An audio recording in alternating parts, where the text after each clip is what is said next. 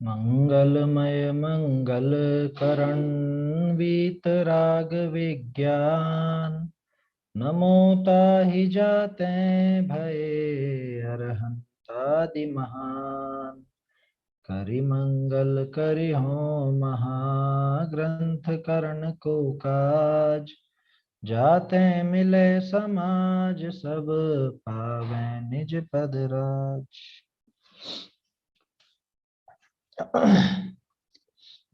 उभयाभाषी मिथ्या दृष्टि का प्रकरण अपन देख रहे हैं मुख्य प्रकाशक ग्रंथराज के आधार से। उभयाभाषी मिथ्या दृष्टि के इस प्रकरण में निश्चय और व्यवहार की सही सही संधि और कैसा निश्चय का प्रयोग किया जाता है, कैसे व्यवहार का प्रयोग किया जाता माने करना चाहिए, कैसा किया जाना उचित है, ये भी अपन देख रहे हैं। व्यवहार को क्या स्थान देना है, क्या स्थान नहीं देना है, ये भी बता रहे हैं और साथ के साथ ये भी बता रहे हैं कि वास्तव में व्यवहार क्या चीज है, लोगों ने व्यवहार को क्या समझ लिया। जैसे जब ये प्रकरण शुरू हुआ था तब भी बात हुई थी, लोग ऐसा समझने लग गए कि ये बाहर की कुछ जो क्रियाएं हैं वो क्रियाएं व्यवहार हैं, जबकि किसी भी क्रिया का नाम व्यवहार तो है नहीं। कल अपन ने देखा भी कि बाहर की कोई भी क्रिया, आया था ना ये शब्द, बाह्य क्रिया मोक्ष मार्ग नहीं है। परमार्थ से देखें तो बाह्य क्रिया मोक्ष मार्ग नहीं है, रंच मात्र भी वो मोक्ष मार्ग नहीं है बाहरी क्रिया। और अभी तो इतनी इतनी भारी भूल चलती है कि हम उस बाहरी क्रिया को ही मोक्ष मार्ग मानते रहते हैं। वो शरीर की क्रिया को, वो शरीर की उस क्रिया को ही हम मोक्ष मार्ग माना करते हैं, या उस शरीर से संबंधित जो शुभ राग हो, शुभ भाव हो, उसको भी मोक्ष मार्ग कहने से नहीं चूकते। असली मोक्ष मार्ग तो रहेगा एक तरफ, और वो बाहरी क्रिया को ही मोक्ष मार्ग मान लेते हैं। खैर अब तो जमाना भी और थोड़ा दूसरा है, अब वो बाहरी क्रिया में भी वो शिथिलता हो तो भी मोक्ष मार्ग मान ली जाती है। भ्रष्ट आचरण हो उसको भी मोक्ष मार्ग कह दिया जाता है। क्या कहते हैं, 33 नंबर वाला भी पास है, 99 वाला भी पास है और 33 वाला भी पास है, उसको मोक्ष मार्ग कहने में नहीं चूकते। हम मोक्ष मार्गी ऐसा कहते हैं, उनको शर्म नहीं आती कि तुम असली मोक्ष मार्ग का गला घोंट करके और इसको मोक्ष मार्ग कह रहे हो, इस क्रिया को मोक्ष मार्ग कह रहे हो। मतलब विचारणीय बात है। किसी को वो क्रियाओं पर या समझ लीजिए किसी भी चीज पर कुछ ऐसा शक हो, शंका हो कि क्या ये मोक्ष मार्ग हो सकती है या नहीं, तो इसमें सीधा सा एक अपन उस पर टेस्ट करके देख सकते हैं। कैसा कि आप तो ये देखो कि क्या ऐसा करते करते आज तक किसी को मोक्ष हुआ है। जो भी काम, कोई सा भी काम हो, जैसे मान लो उदाहरण के तौर पर अपन कहें कि पूजा करना मोक्ष मार्ग है, तो पूजा करते करते कोई मोक्ष गया कभी? असली मोक्ष मार्ग तो वही रहेगा कि जो काम करते करते मोक्ष हुआ। करते करते की कह रहा हूं, पहले किया हो वो नहीं कह रहा हूं, जिस काम को करते करते मोक्ष हुआ हो, असली मोक्ष मार्ग वही है वास्तव में। या अगर आपको व्यवहार से मोक्ष मार्ग कहना है तो भी आप उस काम को कहेंगे, कह सकते हैं कि जो असली मोक्ष मार्ग जिसको अपन ने देखा कि जिसे करते करते मोक्ष हुआ हो, उसके ठीक पहले तक क्या क्या चीजें संभव हैं, उनको आप व्यवहार से मोक्ष मार्ग कह सकते हैं। पूर्ववर्ती का उपचार करके, सहचारी का उपचार करके, निमित्त निमित्तिक का उपचार करके उनको कहा जा सकता है, लेकिन उनसे मोक्ष मार्ग का संबंध होना चाहिए। बात समझ में आ रही है? अब वहां पे बहुत सी ऐसी क्रियाएं, ऊट पटांग क्रियाएं करके सोचे कि ये मोक्ष मार्ग हो जाएगा, कि आज तक कितने लोगों को इससे मोक्ष प्राप्त हुआ, कितने लोग इससे मोक्ष मार्ग में आगे बढ़ गए। जैसे कोई भी उदाहरण अपन ले सकते हैं, कोई भी उदाहरण। ये अपन ने वो कुपर्वों की चर्चा की थी ना, खोटे पर्वों की, या उनके साथ ही कुछ ऐसी खोटी क्रियाएं। अब लोग तो उसको भी धर्म मानते हैं, उसमें भी धर्म समझते हैं, उसको व्यवहार मोक्ष मार्ग कहते हैं, कि व्यवहार से ऐसा भी होता है कि आज तक ये बताओ, महावीर स्वामी ऐसा करके मोक्ष गए, कि आदिनाथ जी ऐसा करके मोक्ष गए, कौन गया? कोई एक आध का नाम तो बताओ कि उन्होंने काम किया हो और उससे मोक्ष मार्ग। ये गंधोदक छिड़क के गंधोदक छिड़क के मोक्ष हो गया किसी का, मोक्ष करा दिया किसी ने, या उसे मोक्ष मार्ग में लगा दिया किसी ने। रंच मात्र भी ऐसा नहीं होता है।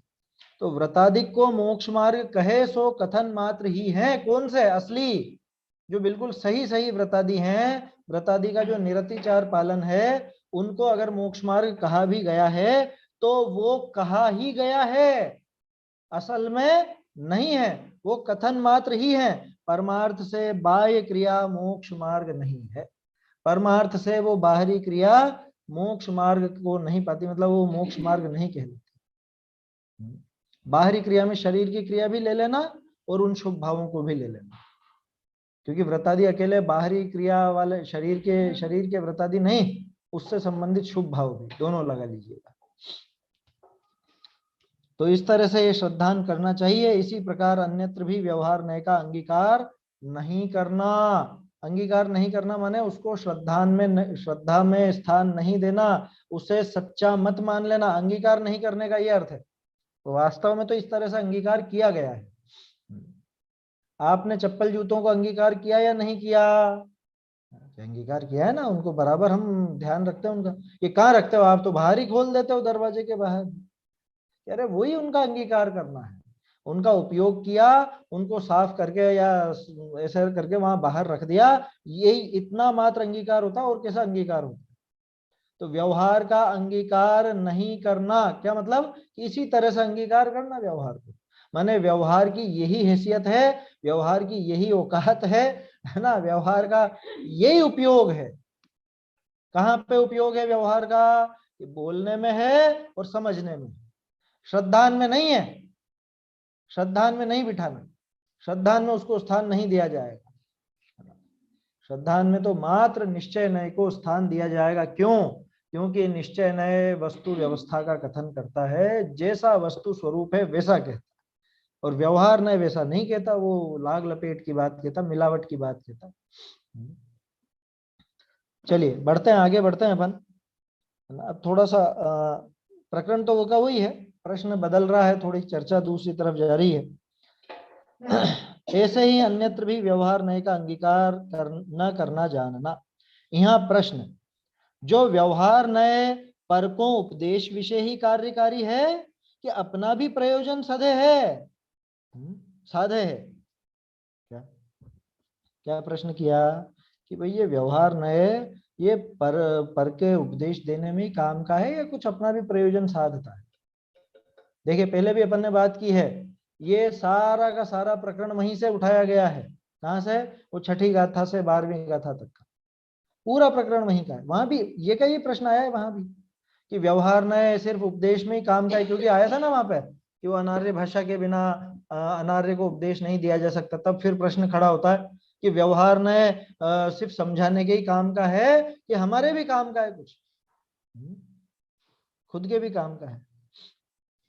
तो क्या कह रहे हैं, देखिए जवाब ताका समाधान, आप भी यावत निश्चय न करी प्ररूपित वस्तु को न पहचाने तावत व्यवहार मार्ग करी वस्तु का निश्चय करे।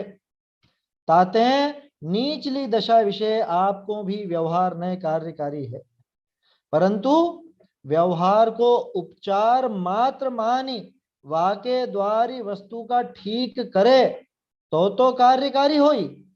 बहुरी जो निश्चयवत व्यवहार को भी सत्यभूत माने वस्तु ऐसे ही है ऐसा श्रद्धान करे तो उल्टा अकार्यकारी हो जाए।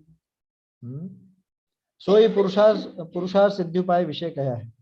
ये तो आगे देखेंगे, पहले ये पैराग्राफ देखते हैं क्या कह रहे हैं। बिल्कुल सीधा जवाब है, आप भी यावत निश्चय नहीं करी प्ररूपित वस्तु को न पहचाने, कि स्वयं भी जब तक निश्चय नहीं के द्वारा प्ररूपित उस वस्तु को नहीं समझे, वस्तु व्यवस्था को नहीं समझे, तब तक ये व्यवहार नय समझने के लिए काम का है। क्योंकि व्यवहार नय वस्तु व्यवस्था का कथन करता है, धीरे धीरे वहां तक ले जाता है। आया समझ में? व्यवहार कैसे काम करता है ना, ये अपन देखते हैं कि वो तरह तरह की चीजों को आपस में मिला करके बताता। अब कई बार समझ में नहीं बैठता कि ये ऐसा सब बताने पर ये वहां तक कैसे पहुंचा देगा, कैसे पहुंचा देगा। तो ऐसे पहुंचाता है, इसको अपन देखें, समझने की कोशिश करें थोड़ा सा। कि जैसे कहा कि ये शरीर मेरा, मेरा शरीर है ना, या ये जहां ये शरीर वहां है जीव, जीव और शरीर का संबंध बिठाया, तो दूसरी जगह मैं नहीं हूं यहां हूं, इतना तक तो पहुंचाया ना, एक क्षेत्र होगा संबंध तक पहुंचाया ना। उसके बाद ये कर्म आदि मेरे, यहाँ अगर और आगे बढ़े अपन, कर्म आदि मेरे, तो कि कर्मों से बंधा हुआ हूँ, वस्तु व्यवस्था ऐसी है कि मैं तो त्रिकाल शुद्ध हूँ, लेकिन ये कर्मों का संबंध मेरे लगा हुआ है, इस वजह से ये पर्याय में अशुद्धता खड़ी हो रही है।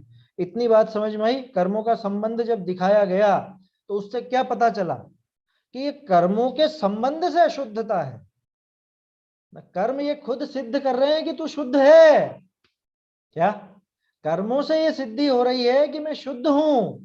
क्योंकि कर्म नहीं होते तो शुद्ध होता ना पूरा, कर्म नहीं होते तो मैं पूरा शुद्ध होता। इससे क्या फलितार्थ निकला इसका कि कर्म जब तक है तब तक अशुद्धता है, माने ये अशुद्धता कर्म कृत है, ये मेरा स्वभाव नहीं है, ये विभाव है, स्वभाव के विपरीत भाव है। स्वभाव को किसी और चीज की आवश्यकता नहीं होती, विभाव को आवश्यकता है कर्मों की। तो कर्म खुद ये सिद्ध करते हैं, कर्मों से अपने आप ये सिद्ध हो जाता है कि हाँ मेरा स्वरूप शुद्ध है। और आगे बढ़े, रागादि, रागादि तो वो पर्याय किसकी है? वो पर्याय मेरी, द्रव्य गुण पर्याय, तो ये वस्तु व्यवस्था तक पहुंच रहा है ना। तो व्यवहार कैसे भी करके कथन उसी का करता है, आया समझ में? वस्तु व्यवस्था को समझने के लिए, ये तो एक उदाहरण लिया है अपन ने सिर्फ जीव का, वस्तु व्यवस्था को समझने के लिए व्यवहार इस तरह से काम करता है, वो वहीं तक पहुंचाएगा। इसकी एक बानगी देखिए, शायद अनुभव प्रकाश ग्रंथ है या कौन सा ग्रंथ है उनका ही है, लेकिन दीपचंद जी का है ना, मैं भूल रहा हूँ लेकिन वो उदाहरण ध्यान है। उन्होंने कहा कि जैसे पर्दे के पीछे से एक डोर आई हुई है ना, अब वो किसी व्यक्ति तक पहुंची हुई है वो डोर, कि ये राग की डोर को पकड़कर, राग की डोर को पकड़कर तू आगे बढ़ता जा, ये कहां पहुंच जाएगा कि ये सीधे तुझे उस जीव तक पहुंचा देगा, आत्मा तक पहुंचा देगा। कैसे पहुंचा देगा राग? कह रहे राग कहां से निकला, कहां से उठा था राग? कि वो मेरी पर्याय में उठा था ना। तो राग को पकड़, राग को पकड़ का मतलब, राग को पकड़कर तू वो उस डोर को पकड़कर पर्दे के पीछे चला जा, पर्दे के पीछे तुझे वो जीवराज, वो चैतन्य राज बैठा हुआ मिल जाएगा। ऊपर से ये रागादि नजर आ रहे हैं, ये रागादि कहाँ होते हैं, किसके होते हैं बताओ? पत्थर के तो नहीं होते, जीव के ही होते हैं ना, जीव के ही होते हैं ना। तो राग भी किसकी सिद्धि कर रहा है? राग भी जीव की सिद्धि कर रहा है, ज्ञान दर्शन स्वभाव की सिद्धि कर रहा है, आया समझ में? तो ये व्यवहार न इस तरह से वो निश्चय की विषयभूत वस्तु को समझाता है। तो जो व्यक्ति सीधे सीधे वो निश्चय नय के कथन को या निश्चय नय की विषयभूत वस्तु को नहीं समझ सकता, उसको ये व्यवहार नय वहां तक कार्य करती है। समझ में ही बात? ये पहली लाइन में जो लिखा ना, इसके लिए अपन ने वो सारी बात की। आप भी यावत निश्चय नय करी प्ररूपित वस्तु को न पहचाने, कि जब तक निश्चय नय द्वारा प्ररूपित वस्तु को नहीं पहचानता स्वयं भी, स्वयं जब तक उस निश्चय नय की प्ररूपित वस्तु माने वस्तु व्यवस्था, निश्चय नय से प्ररूपित वस्तु का अर्थ वस्तु व्यवस्था, वास्तविक स्वरूप है, यथावत जो वस्तु स्वरूप है वो, जब तक उसको नहीं पहचाने तावत व्यवहार मार्ग करी वस्तु का निश्चय करे। खास बात देखिएगा, व्यवहार मार्ग से वस्तु का निश्चय करे। जब तक शुद्ध आत्मा का अनुभव नहीं होता तब तक आत्मा का चिंतन करो, विचार करो कैसा है आत्मा। तो कैसा है आत्मा में बहुत सारी बातें आएंगी, गतियां भी आएंगी, आया समझ में? इंद्रियां भी आएंगी, वो गुण स्थान भी आएंगे, मार्गणा स्थान भी आएंगे, ये सब भी तो आएगा। ये व्यवहार मार्ग से उसका निश्चय किया जा रहा है कि ऐसा भी होता है, यहाँ भी होता है, यहाँ भी होता है, यहाँ भी होता है, इस प्रकार का भी होता है। तो ये व्यवहार मार्ग से उस जीव का ही तो निश्चय किया जा रहा है ना। अच्छा आप कल्पना कीजिए, वो 33 सागर तक सर्वार सिद्धि के देव जो आपस में चर्चा करते हैं आत्मा की, अध्यात्म की, 33 सागर किसको बोलते हैं? 33 सागर अनंत काल क्या करते होंगे वो चर्चा? वो क्या निश्चय ने से कही हुई वस्तु व्यवस्था का की चर्चा करते होंगे क्या? कितनी देर चर्चा करेंगे उस बात की? वस्तु व्यवस्था की चर्चा कितनी देर कर लेंगे? नहीं कर सकते ज्यादा देर। वो व्यवहार नय का आश्रय लेना ही पड़ेगा, व्यवहार से वहां कथन होगा ही होगा। अब वो किसकी बात कर रहे हैं? वो वस्तु व्यवस्था की, वस्तु स्वरूप का ही कथन कर रहे हैं। कब तक? 33 सागर।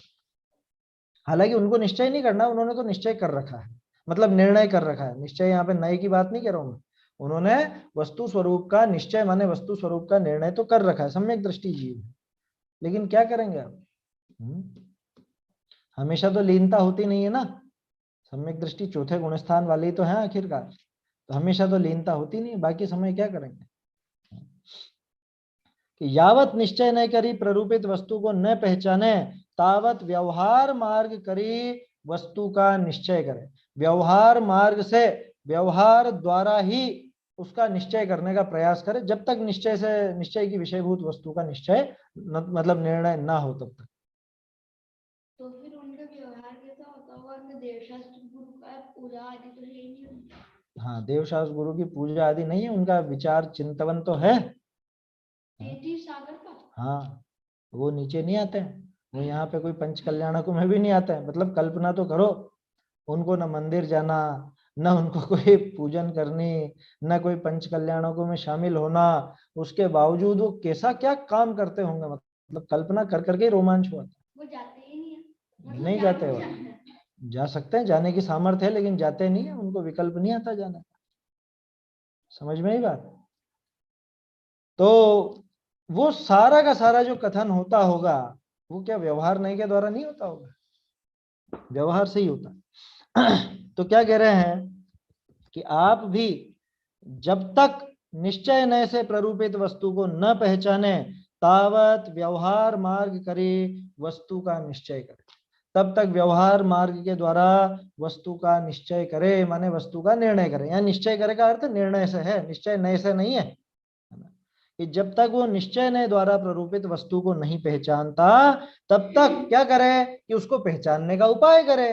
किससे करे? कि निश्चय नय समझ में नहीं आ रहा, व्यवहार नय से समझने का उपाय करे। समझ में ही बात? तरह तरह से जीव की तरफ ही ले जाती है वो सारी चर्चाएं, है ना। चाहे वो अपन मार्गणाओं की बातें करें, चाहे गुणस्थान की बात करें, कुछ भी करें, ये सब आखिरकार है किसकी बात? सब घूम फिर करके जीव तक ही तो पहुंचा रही है। जीव तक ही तो पहुंचना है। तो जब तक निश्चय द्वारा, निश्चय ने की वस्तु द्वारा प्ररूपित विषय वस्तु का अपने को निर्णय न हो, तब तक इस व्यवहार मार्ग के द्वारा वस्तु का निश्चय करें। ताते नीचली दशा विषय आपको भी व्यवहार नए कार्यकारी है। तो निचली दशा में, निचली दशा कौन सी है? क्या है निचली दशा? निचली दशा का सीधा सीधा अर्थ समझना कि जब तक या तो आत्मानुभव नहीं हुआ, आत्मानुभव ऊंची दशा, आत्मानुभव छोड़ के निचली दशा, तो निचली दशा में कार्यकारी है।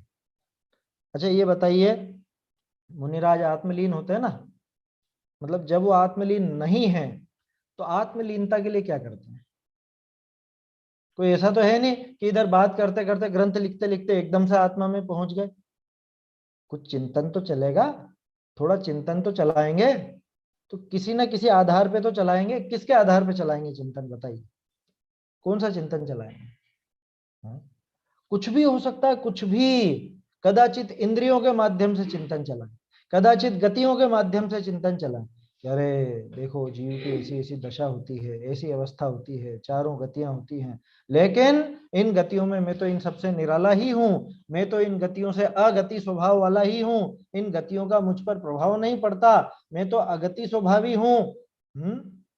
ये गतियां मुझ में प्रवेश नहीं करती। चार गति पर तू अगति है, ऐसी पंक्तियां हैं। चार गतियां हैं लेकिन तू तो अगति है इनसे। और ये सब वो विचार करते करते करते करते और फिर लीन हो जाते। तो बोलो कहां से कहां पे पहुंचे? उस व्यवहार नय के मार्ग से उस निश्चय नय की विषयभूत वस्तु तक पहुंचे। वही डोरी पकड़कर, वो डोरी पकड़कर पहुंच जाते हैं। उनको आसान है, अपने को कठिन पड़ता है। उनको बहुत आसान है क्योंकि वो करते रहते हैं काम। उनको तो एक जरा सी हिंट चाहिए, जरा सी हिंट, उस हिंट से ही वो लपक लेते हैं उसको, पकड़ लेते हैं। आया समझ में? अरे सीधा सा है, कोई भी वस्तु हो, कोई भी, सब जो भी व्यक्ति हैं उस वस्तु को देख करके विचार तो सबके अपने अपने उठते हैं ना। अब किसी को बहुत पूरा विस्तार चाहिए, पूरा विस्तार, जैसे कोई गणित का सवाल हो, है ना, मैथ्स हो। अब मैथ्स के सवाल में कोई बच्चा तो ऐसा है कि जिसको पूरा एक एक स्टेप बाय स्टेप पूरा समझाना पड़ेगा, है ना, पूरा समझाना पड़ेगा एक एक करके। वो बच्चे जब सीखते हैं प्लस माइनस के, तो उसमें वो हासिल कैसे चढ़ाना, कैरी बोलते हैं, क्या बोलते हैं, वो हासिल चढ़ाना, अब यूं करना, फिर नीचे से चेक करना, प्लस हुआ माइनस हुआ, वो सब चीजें वहां पे देखी जाती। अब मान लो कोई विद्यार्थी तो ऐसा है जिसको पूरा बताओ और तो भी समझ में नहीं आया, या पूरा बताना पड़े तो समझ में आए। अब कोई विद्यार्थी जो है तो बहुत समझदार, लेकिन वो अटका हुआ है, अटका हुआ है, थोड़ा सा अटका हुआ है। तब फिर क्या होता है कि एक हल्की सी झलक उसको दिखे, एक हल्की सी झलक, कुछ भी एक इशारा मिले, उस इशारे से वो फटाफट वो पूरी उस जो परेशानी थी, जो पूरी प्रॉब्लम थी, उसको सोल्व कर लेता है। होता है ना ये? अरे दूसरा उदाहरण छोड़ो, अपने ही उदाहरण ले लो। अपने क्षयोपशम ज्ञान की ऐसी दशा है कि अपन पंक्तियां भूल जाते हैं, भूल जाते हैं ना। फिर क्या होता है, कोई एक शब्द बोले, कोई एक शब्द, उस शब्द से वो पूरा का पूरा ख्याल में आ जाता है कि नहीं आ जाता है? आया समझ में? ये है वो व्यवहार की डोर पकड़ करके निश्चय तक पहुंच, निश्चय की बताई हुई विषय वस्तु तक पहुंचने की बात, ऐसे पहुंच जाता है। कथन व्यवहार का है, व्यवहार मार्ग के द्वारा वो वस्तु का निश्चय करे। अब कोई यहाँ पे बहस कर सकता है कि वस्तु का निश्चय व्यवहार मार्ग से कैसे होगा, वस्तु का स्वरूप तो निश्चय ने बताया है? निश्चय ने बताया है, आप व्यवहार के द्वारा कैसे पहुंचा दो? कि भैया पहुंच जाएगा, उसका अभ्यास होगा तो पहुंच जाएगा। और जिसका अभ्यास नहीं भी होगा तो व्यवहार उसको पूरा डिटेल करके समझाएगा, व्यवहार से ही पूरा कथन किया जाएगा ना। देखो आचार्यों ने कैसा काम किया है, गतियां दिखाई, है ना, गतियां दिखाई, फिर उसके बाद क्या दिखाया, गतियों के कारण दिखाए, गतियां के कारणों में क्या दिखाया, जीव के वो भाव दिखाए, है ना, उन भावों के साथ साथ वो पुण्य भाव दिखाए, पाप भाव दिखाए, और मोक्ष जाने के लिए वीतरागी भाव भी दिखाया। फिर वो वीतराग भाव के सहारे वो कि ये अपना स्वरूप है, अपने को ये प्रकट करना, ये सारी बात वहां तक पहुंच गए ना। तो गतियों से कहां तक पहुंच गए, अगति स्वभाव तक पहुंच। ये पद्धति आचार्य देव, इस तरह से पहुंचा जाता है। ऐसे व्यवहार के सहारे निश्चय की विषयभूत वस्तु तक भी पहुंचा जाता है, ये पद्धति चला करती है। तो आप भी यावत निश्चय नय करी प्ररूपित वस्तु को न पहचाने, कि खुद भी जब तक निश्चय नय के द्वारा प्ररूपित वस्तु को नहीं पहचानता, तावत व्यवहार मार्ग करी वस्तु का निश्चय करे।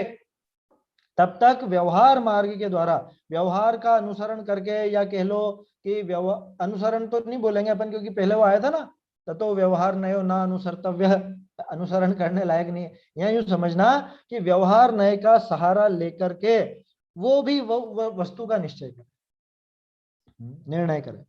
ताते नीचली दशा विषय आपको भी व्यवहार नय कार्यकारी है, अपने को भी व्यवहार नय काम का है। परंतु अब देखो, ये तो कार्यकारी पने की बात हो गई, उल्टा भी पड़ सकता है दांव। परंतु व्यवहार को उपचार मात्र माने वाके द्वारी वस्तु का ठीक करे, ठीक करे, ठीक शब्द पहले बता चुका हूं, ठीक का अर्थ निर्णय, है ना, ध्यान नहीं रहे तो चाहिए वो ब्रैकेट लगा लीजिए, वहां पे ब्रैकेट लगा लीजिए अगर ध्यान नहीं रहे तो। ठीक का अर्थ निर्णय, परंतु व्यवहार को उपचार मात्र माने वाके द्वारी वस्तु का ठीक करे तो कार्यकारी होई। यहां तक तो कोई दिक्कत नहीं, तब तक तो तुझे कार्यकारी होगा। कब तक, कि अगर उसको उपचार मात्र मान करके वस्तु का निर्णय करे तो। जैसे जो आत्मा में लीन नहीं है, ऐसे मुनिराज आदि वो सारी की सारी बात करके और फिर आत्मा में लीन हो जाते हैं। क्यों? क्योंकि वो जानते हैं सारा का सारा कथन व्यवहार का है, वस्तु स्वरूप ऐसा नहीं है। ऐसा जान करके वस्तु का निर्णय करे तब तक तो कार्यकारी होता है। बहुरी जो निश्चयवत व्यवहार को भी सत्यभूत माने वस्तु ऐसे ही है, ऐसा श्रद्धान करे तो उल्टा अकार्यकारी हो जाए। और व्यवहाराभासियों के ये होता है, यही गड़बड़ हो जाती है व्यवहाराभासियों। व्यवहार नय के द्वारा जो कथन किया गया उसको बिल्कुल ऐसा सत्य मानते हैं, ऐसा सत्य मानते हैं कि ये है मोक्ष मार्ग, यही है, यही है सच्ची बात। कल देखा था ना अपन पेज नंबर 52 कि कदाचित इनके उपदेश का सुयोग बन भी जाए तो उसमें से वो व्यवहार की विषयभूत वस्तु को उसको तो दिमाग पर बिठा लेता है, और जो असली कथन है जिनागम का, असली उपदेश है, उसकी तरफ ध्यान तक नहीं देता। ये स्थिति हो रही है, सबकी हो रही है ये स्थिति। अपने जितने भी जैनी भाई हैं जो जो धर्मात्मा कहलाते हैं, है ना, कहलाते हैं ना धर्मात्मा, मंदिर जाने वाले, पूजन प्रक्षाल करने वाले, व्रत उपवास आदि करने वाले, कदाचित अपन भी स्वाध्याय करने वाले, नहीं हो रहा है क्या ये? क्या करते हैं, उसको कार्यकारी मान लेते हैं, वस्तु ऐसे ही है ऐसा श्रद्धान करे तो उल्टा अकार्यकारी हो जाए कि हाँ हाँ इससे ही होगा, बोलने से ही होगा, गाने से ही होगा, या ऐसा ऐसा ये द्रव्य इधर का इधर चढ़ाने से ही होगा सब काम, व्रत उपवास से ही होगा, है? या ये जो अपन पढ़ रहे हैं इससे ही होगा, ये भी तो एक क्रिया है ना।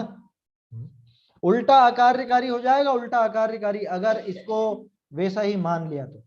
जैसे आचार्य ने कहा कि भाई ये जो 6 आवश्यक हैं श्रावक के, ये मोक्ष मार्ग है, 6 आवश्यक मोक्ष मार्ग में आते हैं, है ना, देव पूजा, गुरु उपासना, स्वाध्याय, संयम, तप, दान, ये सब, अथवा वो मुनिराज के 28 मूल गुण, ये मोक्ष मार्ग है, कह दिया, ठीक है, उन्होंने तो कहा था। अब समझना तो इसके लिए भी जरूरी था ना, इसको नहीं आया समझ में तो पूछना था, लेकिन इसको जल्दबाजी बहुत कि हाँ ठीक है महाराज मिल गया मोक्ष मार्ग, हो गई छुट्टी। अब उसके बाद वो उन क्रियाओं में ही लग जाता है, उन क्रियाओं को करके ऐसा सोचता है कि ये मुझे मोक्ष मार्ग प्राप्त हो गया, इनसे मोक्ष मिल ही जाए, ऐसा समझ बैठता है, और ऐसा समझने के कारण फिर इसको ये व्यवहार उल्टा अकार्यकारी हो जाता है। कैसे अकार्यकारी हो जाता है कि ये व्यवहाराभासी हो जाता है, आया समझ में? उल्टा अकार्यकारी हो गया, व्यवहाराभासी हो जाता है। देखिए क्या कह रहे हैं, व्यवहार को उपचार मात्र मान के, सबसे पहली बात व्यवहार को कैसा मानना, उपचार मात्र। उपचार मात्र माने ये सिर्फ कहा गया है, आप तो वो शक्कर का डब्बा याद रखिए, सब बिल्कुल समझ में आ जाएगा, निश्चय और व्यवहार का सारा खेल क्या। उपचार मात्र मान के कि वो रखी तो है शक्कर, क्या कहा उसको डब्बे को, वो रखी तो है शक्कर। ऐसा भी कहते हैं कि पहले व्यवहार होता है फिर निश्चय होता है। नहीं होता, पहले व्यवहार और फिर निश्चय नहीं होता, उल्टा कहना चाहिए, पहले निश्चय होता है फिर व्यवहार होता है, क्योंकि व्यवहार तभी कहलाएगा जब निश्चय मौजूद। आया समझ में?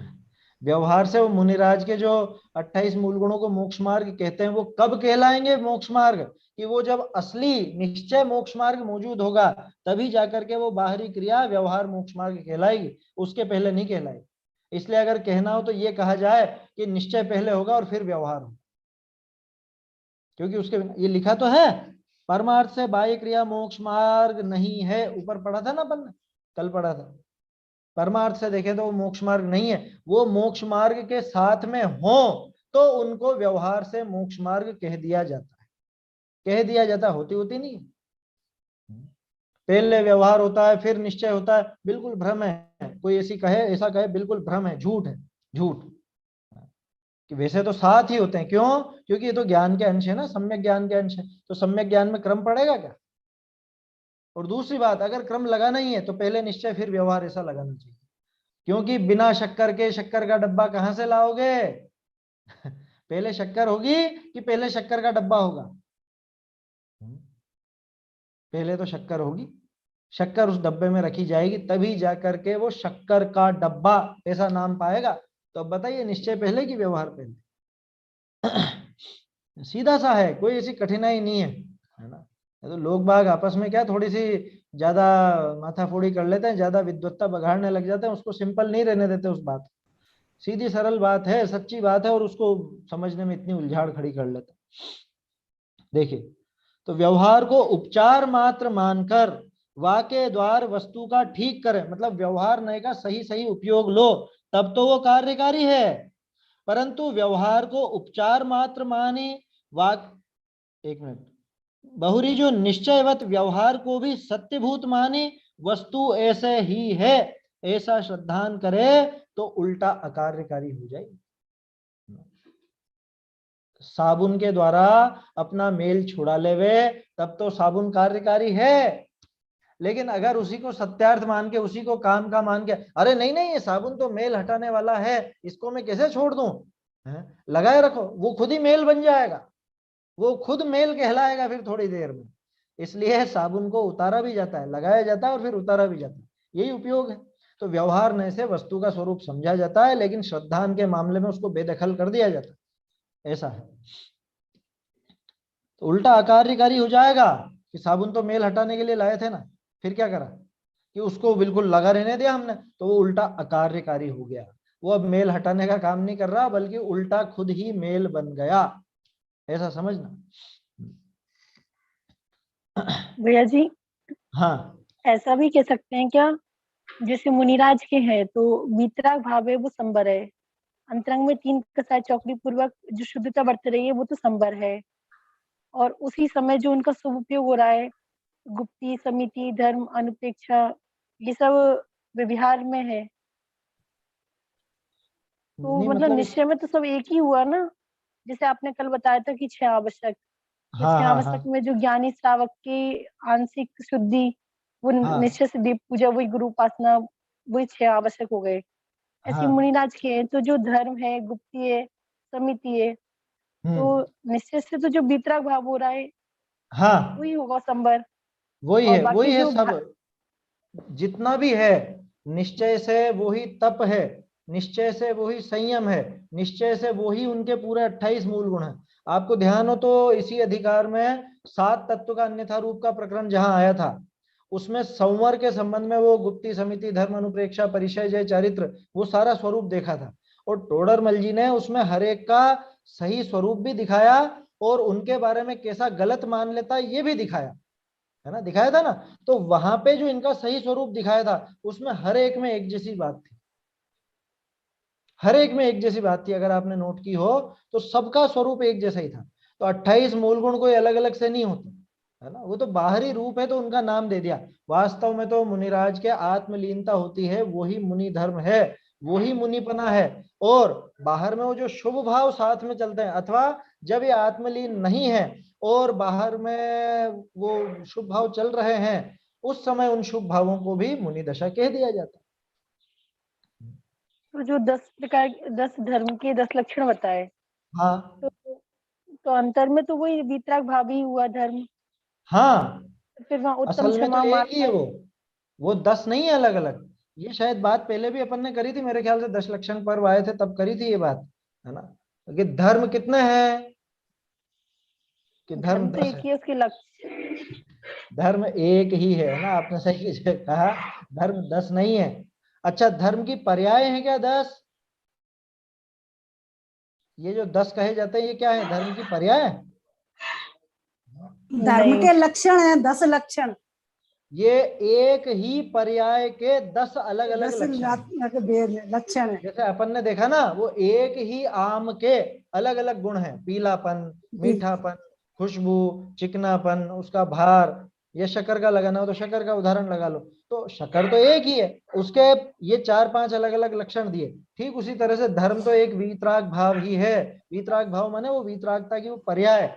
अब बोलिए उस पर्याय में क्या क्रोध है क्या, कि नहीं है, तो वो क्षमा है। क्या उस पर्याय में मान है, कि नहीं है, तो मार्दव है। क्या उस पर्याय में माया है, नहीं है, तो वो आर्जव है। उस पर्याय में लोभ है, कि नहीं है, तो वो शोच है। इसी तरह से बाकी सब भी लगा लेना चाहिए। तो वो जो तो ऐसी वीतराग, मुनिराज के, जो मुनिराज के 6 आवश्यक है, जैसे सामायिक, प्रतिक्रमण, हाँ तो हाँ अंदर में तो वीतराग भाव, और उस समय जो हाँ करती हुई जो क्रिया या परिणाम दिखाई दे रहे हैं, तो उसको कह दिया सामायिक। हाँ, उसको कह तो दिया, एक, ठीक है आपकी बात। वो जो शुभ भाव है भाई, वो शुद्ध परिणति तो निरंतर जारी है, जो कल अपन ने बात की थी, है ना। हाँ, शुद्ध परिणति, 3 कषाय चौकड़ी के अभाव रूप शुद्ध परिणति, वो तो उनके निरंतर चल रही है। असली मुनि बना तो वही है, निश्चय से मुनि धर्म वो ही है। और व्यवहार से अभी क्या चल रहा है उनके मुनि धर्म, कि अभी अगर वो समता में लगे हुए हैं तो उसको समझना, है ना। अभी वो समझ लीजिए स्तुति में लगे हैं तो उसको समझिए, प्रतिक्रमण में, प्रत्याख्यान में, आलोचना में या स्वाध्याय में, इसमें लगे हैं तो उनको नाम दे दिया। व्यवहार से उनको मुनि धर्म कह दिया, मुनि दशा कह दिया। कि निश्चय से तो वास्तव में वो जो 3 कषाय चौकड़ी के अभाव रूप शुद्धि और वो आत्मलीनता, असल में तो वो ही मुनिपना है। और उसके साथ बाहर में जो कुछ भी शुभ राग आदि हो जाता है उसको व्यवहार से मुनि धर्म कह देते हैं, व्यवहार से मुनि पन्ना कह देते हैं। हाँ, ठीक है? क्योंकि कंफ्यूजन इसलिए हुआ क्योंकि मैंने पहले ही सुना था कि जैसे हाँ। उनको 6 आवश्यक है वो पालने पड़ते हैं, जैसे पढ़ते क्या सामायिक भी है तो करना पल है, जाते हैं, सामायिक पल भी जाते करना है, तो हाँ वही भ्रम हो गया ना कि उन्हें करना पड़ेगा, जबकि हैं। अंतर में देखिए, लीनता है। और नहीं, बहुत बढ़िया प्रश्न है आपका, बहुत बढ़िया प्रश्न है, ये समझना चाहिए अपने को कि वो नहीं करेंगे दिन भर में तो फिर तो उनका मुनिपन्ना छूट जाएगा। मुझे ये बताओ, अगर वो 48 मिनट कंटिन्यू आत्मलीन हो गए, केवल ज्ञान प्रकट कर लिया, अब तो जरूरत ही नहीं रही। जैसे अपन ने पहले कई बार बात की है, ये श्रावक का जो धर्म है ना, श्रावक के जो व्रत है ये समझौते के व्रत हैं। ये कब तक लागू रहते हैं कि मुनि दशा होने तक ये लागू रहते हैं। ऐसे ही मुनिराज के जो 28 मूल गुण है ना, ये कब तक लागू रहेंगे कि जब तक मुनिराज आत्मलीनता में नहीं होंगे, 7वें गुण स्थान से बाहर होंगे, तब तक ये लागू रहेंगे। अगर वो 7वें गुण स्थान या 7वें के ऊपर के गुण स्थानों में विचर रहे हैं तो उनके लिए कुछ भी नहीं है, उनके फिर कोई 28 मूल गुण नहीं, कोई 6 आवश्यक की आवश्यकता नहीं। अब लेकिन चूंकि होता ऐसा है कि वो अंतर मुहूर्त के अंदर अंदर वो ध्यान टूटता ही टूटता है, तो ये चीजें आ जाती हैं। और जिनका नहीं टूटता उनके केवल ज्ञान आ जाता, उनके ये क्रियाएं नहीं आती, है ना। तो वो जो 6 आवश्यक हैं या 7 शेष मूल गुण हैं या जो उनके महाव्रत हैं, ये सब तभी तक हैं जब तक वो आत्मलीन नहीं है। आत्मलीन हुए बाद इनकी कोई आवश्यकता नहीं रहती। मुनिराज के आत्मलीनता इसलिए तोड़ेंगे कि मुझे अब सामयिक करनी है, तो सामयिक में क्या करते हैं फिर वो? सामयिक और किसका नाम है? आत्मलीनता का ही तो नाम सामयिक है। असली सामयिक तो वही है, मुनिराजों बाकी को पहले गुप्ती होती है, फिर समिति धर्म परिचय, जब बाद में क्यों कहे? गुप्ती में ही वो गुप्त हो जाते हैं, हाँ, तो फिर बाहर उनकी आवश्यकता क्यों पड़ी? वो जब गुप्ती टूटेगी तब इनकी आवश्यकता है ना। इसके लिए ग्रंथ में ऐसा उदाहरण आता है कि जैसे कोई दूल्हा हो ना, दूल्हा, अब वो दूल्हे की शादी हो रही है।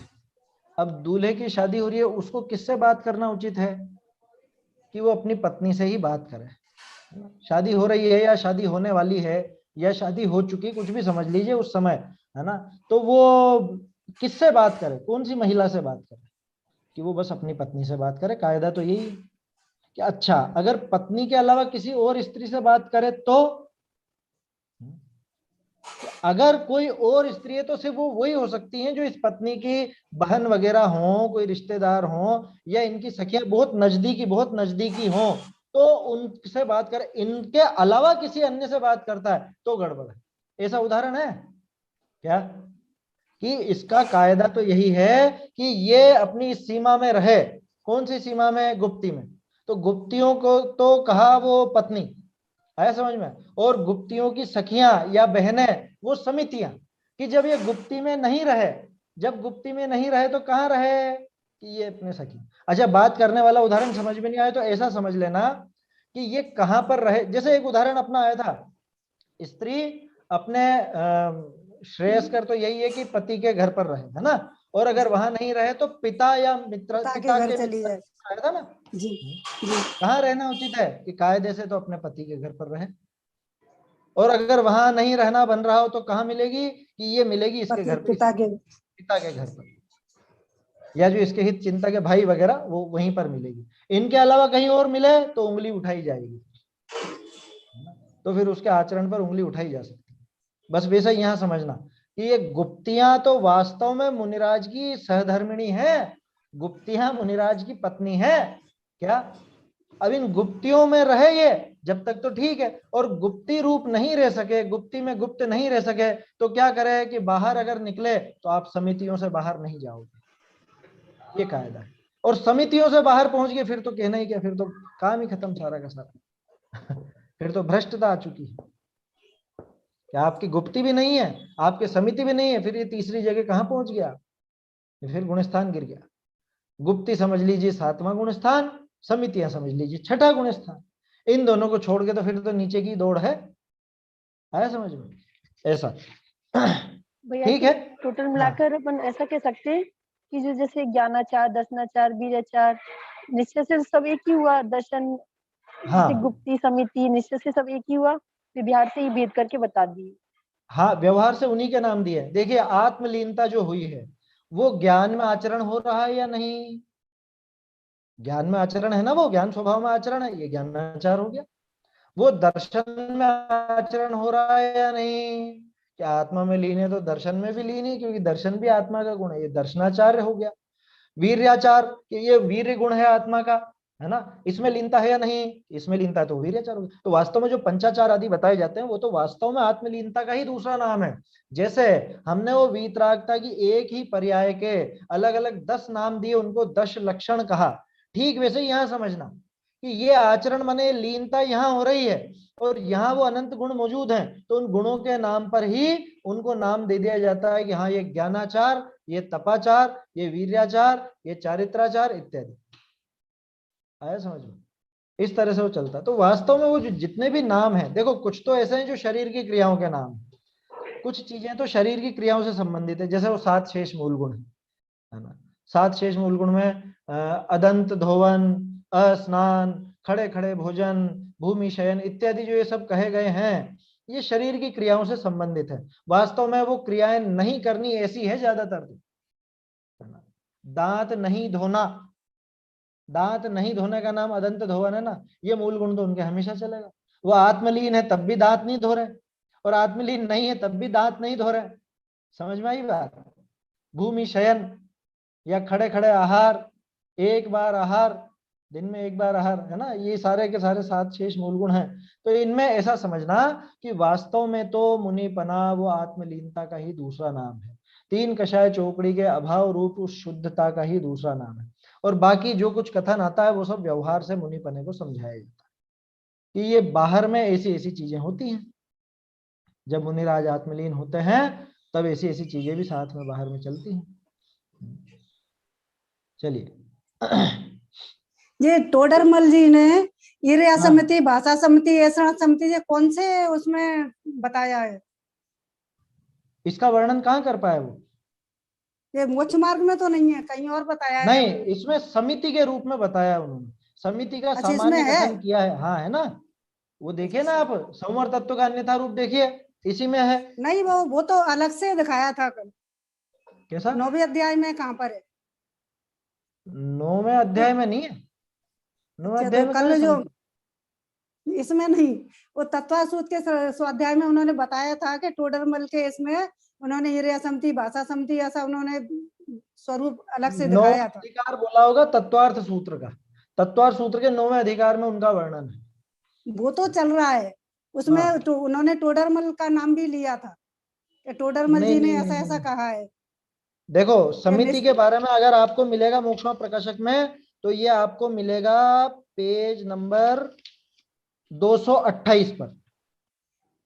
उसमें सबका कॉमन करके कहा है, अलग अलग से समितियों का स्वरूप नहीं बताया। 228 पेज पर आपको समितियां मिल जाएंगी। नहीं तो वो किसी और दूसरे शास्त्र में होगा। हाँ, वो किसी और ग्रंथ की बात कर रहे होंगे, हाँ, या मोक्षमा हाँ, प्रकाशक हाँ। की बात तो नहीं है। नहीं, उन्होंने क्योंकि दिखाया था इसका उस पे, स्क्रीन पर भी हाँ। दिखाया था, स्क्रीन पर भी दिखाया था। आपने नहीं, और दूसरे स्वाध्याय की बात कर रही हूँ। अच्छा अच्छा, हाँ। रत्नकन उन्होंने शाकाचार बोला था। का स्वरूप क्या रत्नकरण जी में? अगर इनको समिति और भाषा वगैरह का सबका चाहिए ना, तो रत्नकन शाकाचार में भी है इनका स्वरूप। हाँ, वो तो है ना, सब जगह है, वो तत्वार सूत्र में भी है, वहां भी है, रत्नकरण शावकाचार में भी है। तो उसमें भी है। हाँ, नहीं, ये तो टोडरमल जी की बात कर रहे हैं ना। टोडरमल जी ने कहाँ पे दिया? तो टोडरमल जी ने तो ये 228 पेज पर इसमें जो लिखा है वो है, और उसके अलावा किसी और उनके ग्रंथ में आपको अगर मिलेगा तो मेरे ख्याल से पुरुषार्थ सिद्धि उपाय में भी अलग से समितियों का वर्णन नहीं है शायद, ऐसा है ना, शायद वहां पे भी नहीं तो उसमें भी टोडरमल जी की टीका मिल जाती। तो वो तो लिखते हैं आगे, लेकिन क्या करें, 9वें अधिकार के बाद कहाँ वो पूरा हो पाया। लिखते वो निश्चित रूप से आगे। चलिए, समय हो रहा है अपना। तो कुल बात क्या है कि व्यवहार नए काम का है या नहीं? कि व्यवहार नए दूसरों को उपदेश देने में तो काम आता ही आता है, लेकिन अगर खुद भी निचली दशा में हो, निचली दशा का अर्थ समझ में आ गया ना, कि जब आत्मलीनता नहीं हो या आज तक नहीं हुई हो, तब तक उस व्यवहार मार्ग को समझकर व्यवहार मार्ग के सहारे सहारे, उस डोर के सहारे सहारे उस निश्चय की विषयभूत वस्तु तक पहुंच जाए तब तो काम का है। लेकिन अगर उसको निश्चय के समान सत्यभूत मान ले, वे कैसा कि व्यवहार से जो कथन किया, हाँ हाँ ऐसा ही है, बिल्कुल ऐसा ही है, ऐसा मान ले, तो उल्टा अकार्यकारी हो जाएगा, व्यवहाराभास हो जाएगा, गड़बड़ हो जाएगी। यही पुरुषार्थ सिद्धिउपाय ग्रंथ में कहा है ना। अभी तो समय हो गया है अपना। अभी पुरुषार्थ सिद्धिउपाय ग्रंथ की जो गाथाएं हैं इसमें ये भी बताया कि व्यवहार नहीं किसके लिए काम का है, और ये भी बताया कि किसको उपदेश देना और किसको उपदेश नहीं देना, कौन व्यक्ति उपदेश के लायक नहीं है, वो भी बातें इसके अंदर है ना। इसकी चर्चा तो फिर अपन कल देखेंगे, अभी समय हो चुका है। ये मुनि धर्म अंगीकार किए बिना निर्जरा नहीं होगी, तो हमारी निर्जरा कैसे होगी फिर?